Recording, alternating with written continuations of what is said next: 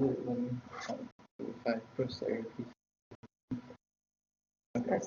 Let's be arrow, please. All right. Hello, everyone. My name is Tristan SP. Today I'll be talking to you about solar energy and its efficiency in producing electricity and other forms of energy we use inside and outside of the U.S.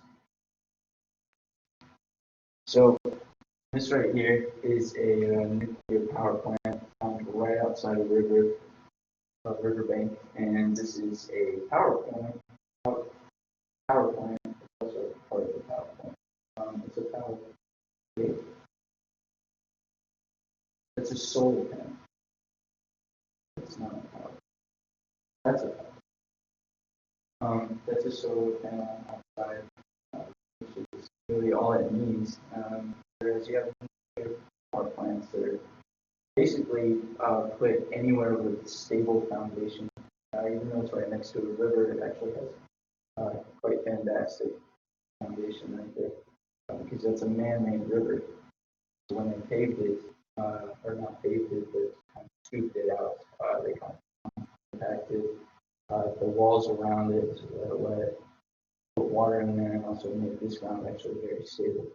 Whereas solar panels actually only need to just kind of be set anywhere where the sun shines. A big clearing is probably the best, gives it the most direct sunlight. But the problem with power plants, specifically nuclear power plants, is that they often cause a lot of pollution, which you can see right here. Here, these aren't actually clouds, these are it's called smog, kind of lingering really close to the ground, caused by constant expulsion from waste. When uranium is hit with neutrons, it produces this smoke as they're producing the energy to power electricity. So the smog is really close to the ground, which is bad. Breathing in smog is terrible for you. Whereas you have solar panels, which you just kind of sit on the ground and maybe you put a few wires to trace the it's called the voltaic cell. It's like a big battery that stores all the energy in solar panels. You wire that up to wherever you want the energy to go, and that's kind of it. It's kind of the only sore thumb the solar panel has as far as appearances go. It's the cleanest, by far the cleanest energy around. Some argue that maybe hydro energy or wind energy is cleaner, but you take the giant windmills and you put them somewhere, and then a bird comes along and it's sliced and diced, and it's probably in your McDonald's burger. So that is as clean as it is because it only uses wind and it spins perpetually. It still does harm to the nature around it. And hydro energy is great, except it requires the building of giant dams that just take up a lot of space. They cause you to either find a waterfall and build it across there, destroying the waterfall and also the water source beneath the waterfall. So it creates an obstruction in nature. Whereas solar panels can also cause an obstruction in nature. It's often not as big. They can kind of be fenced around in an area. It doesn't even have to be this large of an area. This isn't even the extent. It's kind of just sitting there in this valley. But you can get solar panels just about anywhere. They'll still do their job. They won't kill anything. They won't take up that much space. They're big, but you only need to put a couple of them around.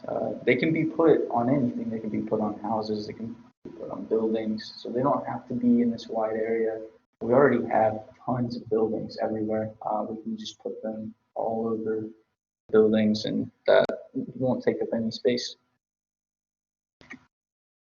So So this is a graph of all the different energy types.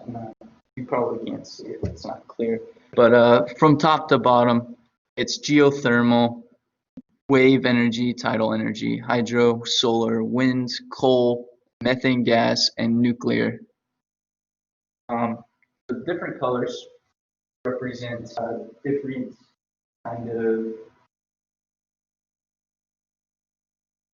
qualities that each of the energies have. So they all have the same qualities and being compared, but they're different levels and how efficient they are. So I'll tell you what all the different colors mean. So blue, light blue, is how economically viable it is. Orange is low negative alternatives, or not alternatives, but externalities. It's not very clear over here either.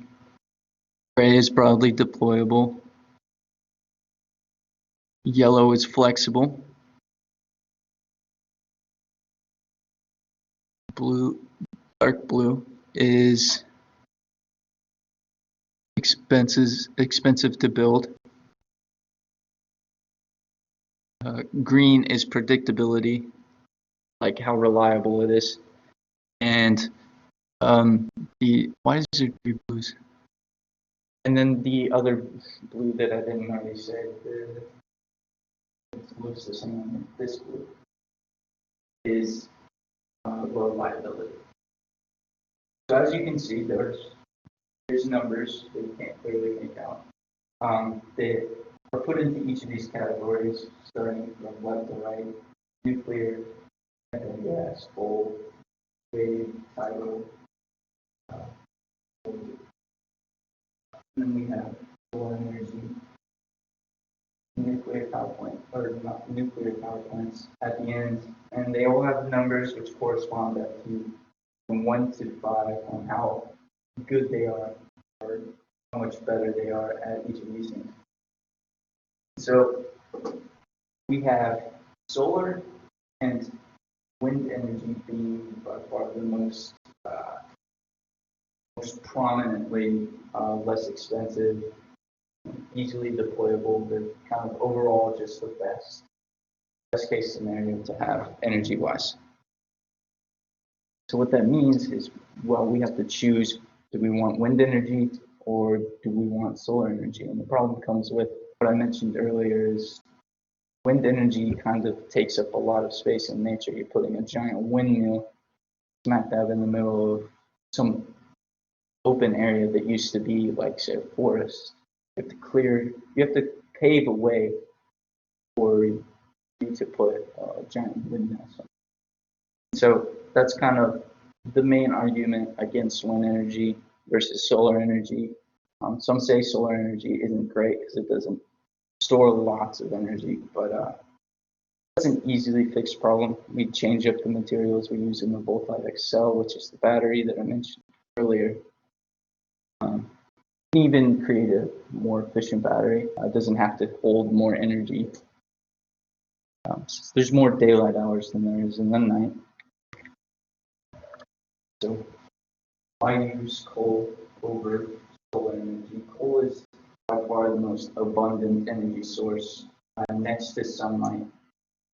Arguably more abundant than sunlight, just because it can be used at all hours of the day, whereas the sun is blocked up by the moon at night. They use the sun at night, there to use. But coal is often used over sunlight just because of its sheer abundance, and it's a commodity. It can be used for lots of things. So companies tend to charge people for using coal rather than sunlight, just because coal is easy to find. It's easy to just take somewhere, mass produce whatever they need to mass produce with the coal. So this is a review slide. If you have any questions so far, just raise your hand. If you need me to explain something, I definitely can do that. No. Not yet. No, you don't have to, Let's wait. but Let's wait. if you're confused about how solar panels work or you want to know how much more in depth they go, I can explain that. Yeah. So the solar panel, so let's say for example, every house in America is completely solar. Mhm. Every house. What are they supposed to do at night? Well, solar panels work in a way that it's either you store energy into sort of the battery, which is the voltaic cell, or you can use the energy straight from, like, as it's absorbing the energy, you can funnel that straight into electricity or wherever it needs to go in your house. So at night, you could say, you use the stored energy that you gathered throughout the day, like you could split it, right? You use a partial amount that you're absorbing currently, and then you split some of it into a battery that you're charging for night use if you happen to need it during the night.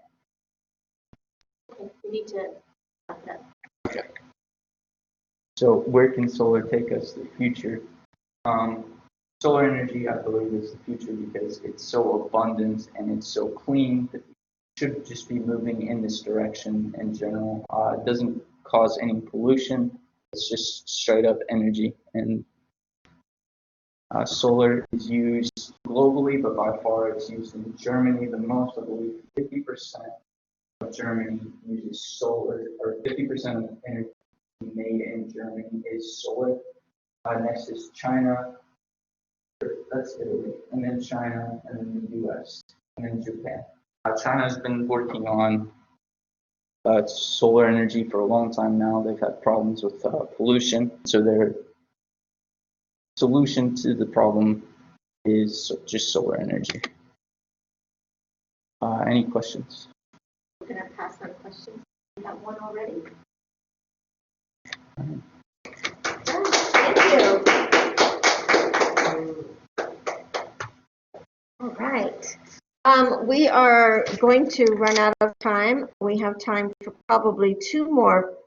So I'm going to let the three of you guys fight it out. Who wants to go next? I won't have class Wednesday, but I won't be here the Wednesday after. So, yeah. So you guys, We won't be here. well, you guys won't be here on Monday. So we gotta power these through. Okay, so you guys have 5 minutes because we went way too long with the others. 6 minutes. I talk fast, so anyway. I don't want you to talk fast. All right, why don't you come on up?